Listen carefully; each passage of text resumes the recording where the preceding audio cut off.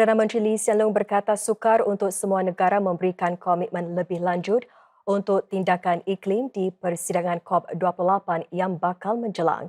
Ini terutama sekali untuk sebilangan ekonomi yang bergantung kepada sektor minyak dan gas. Pun begitu, beliau menekankan Singapura akan memainkan peranannya dengan mengaturkan perbincangan serta bekerjasama dengan negara-negara yang bersependapat. Berkata sedemikian semasa kunjungan ke Emirat Arab Bersatu UAE.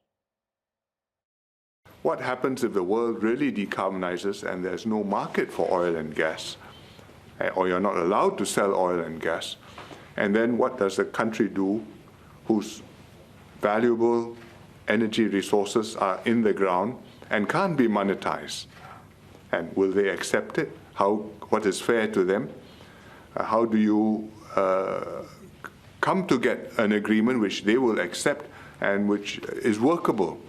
And that's a very difficult question, which we haven't yet found an answer to and will need to be discussed. And I'm sure it will have to be discussed at this COP's meeting and also future ones as well. Dalam pada itu, PM Lee juga menyentuh tentang ketegangan geopolitik yang semakin meruncing di Timur Tengah. Beliau menarik perhatian bagaimana keharmonian silang agama UAE dan toleransi agama di Singapura perlu dipertahankan. Beliau menambah pada waktu-waktu sukar sedemikian, Singapura perlu mengukuhkan lagi keharmonian yang ada dan bukan berpaling daripada satu sama lain dan berpecah belah.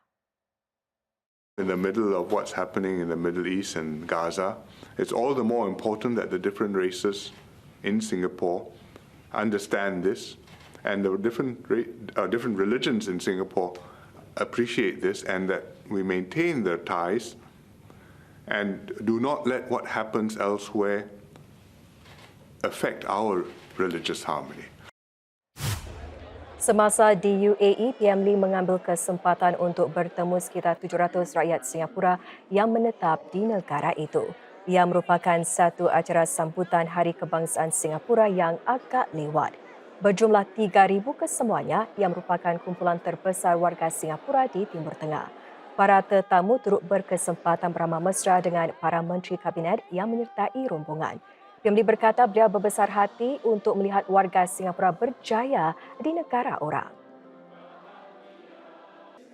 I'm very happy to be able to chat with all of you and to touch base with our Singaporeans who are far-flung in countries where there are opportunities, where there are challenges, where you are making a contribution and where you are wearing red and flying the flag high. Indeks harga pengguna di Singapura atau CPI meningkat kepada 4.1% untuk September selepas merosot buat 4 bulan berturut-turut. Kadar ini sedikit lebih tinggi berbanding 4% yang dicatat pada Ogos lalu.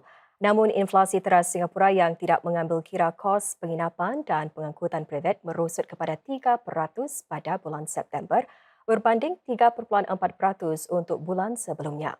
Inflasi makanan merosot 0.5% berbanding Ogos menjadi 4.3% pada September. Ini disebabkan harga makanan mentah dan sudah dimasak naik kepada rentak lebih perlahan. Begitu juga bagi barangan perubatan serta rawatan diri. Kos elektrik dan gas jatuh pada kadar yang sama seperti Ogos iaitu negatif 1.4%. Sementara kos pengangkutan privat melonjak kepada 8.5% ekoran kenaikan harga kereta dan minyak. Ia dijangka terus meningkat disebabkan premium COE yang lebih tinggi. Semua kenderaan diperlukan untuk menukar unit dalam kenderaan IU unit kepada unit baru OBU secara berperingkat mulai bulan depan. Pertukaran ini adalah percuma dan harga ERP juga kekal tidak berubah. Para pemilih akan diberi pemberitahuan mulai awal tahun depan. Alat IU lazimnya digunakan untuk pembayaran ERP atau meletak kereta. Apabila dipasang, OBU yang baru akan dilengkapi dengan ciri-ciri tambahan seperti memaparkan harga ERP, maklumat keadaan jalan raya dan notis kamera had laju. Unit baru itu adalah sebahagian daripada skim ERP yang berdasarkan sistem navigasi satelit. Apabila dilaksanakan sepenuhnya menjelang penghujung 2025, kesemua 97 gantri ERP akan ditiadakan secara berperingkat. Singapura sedang bekerjasama dengan rakan-rakan kongsi antarabangsa untuk menjadikan perjalanan udara lebih cekap, selamat dan mampan. Ini melalui satu pusat inovasi baru untuk mengkaji dan membangunkan teknologi penerbangan lebih canggih. Antaranya, lapangan terbang bijak serta sistem tanpa manusia. Semasa bertemu para penyedia khidmat pengemudian udara antarabangsa, pemangku Menteri Pengangkutan Chee Hong Tat berkata, pusat tersebut akan merancangkan pembangunan teknologi pada kos lebih rendah. Contohnya, Singapura sedang membangunkan sebuah sistem yang boleh meramalkan berlakunya pertembungan di udara serta menyediakan huraian untuk melencongkan penerbangan. Ini akan membantu pengawal trafik udara menjamin keselamatan penerbangan sedang laluan di udara menjadi semakin sibuk. If we can enable aircraft to take more direct and quicker routes and avoid delays and detours, not only do passengers benefit by getting to their destinations faster, airlines can save on operating costs and we can cut down on fuel usage. So this is good for business, it's good for customers, it's also good for the environment. Singapura juga memeterai satu perjanjian dengan negara-negara Asia Pasifik untuk berkongsi data ketika dalam penerbangan.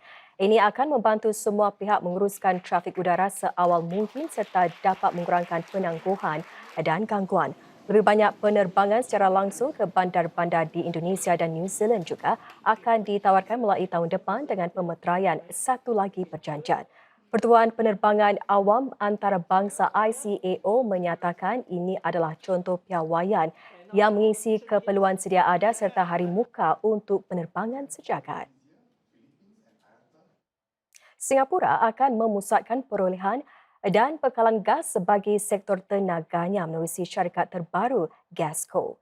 Gasco akan mengumpulkan permintaan daripada syarikat-syarikat penjanaan tenaga atau GANCO dan memperoleh bekalan gas yang diperlukan. Penguasa pasaran tenaga EMA menyatakan langkah ini dapat memastikan bekalan gas kekal stabil serta harga yang bersaing. Syarikat penjanaan tenaga ketika ini merundingkan kontrak berdasarkan pertimbangan komersil masing-masing.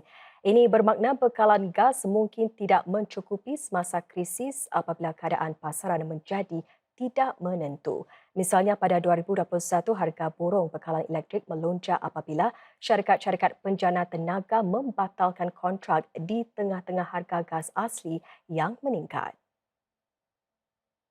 This will create greater economies of scale and allow us to negotiate more favorable gas contracting terms, procure gas from diverse sources to reduce concentration risk, and enter into longer-term gas contracts to provide more stable prices and supplies. We believe that this is necessary to create a more stable and secure power system that will ultimately benefit the consumers and the GENCOs alike.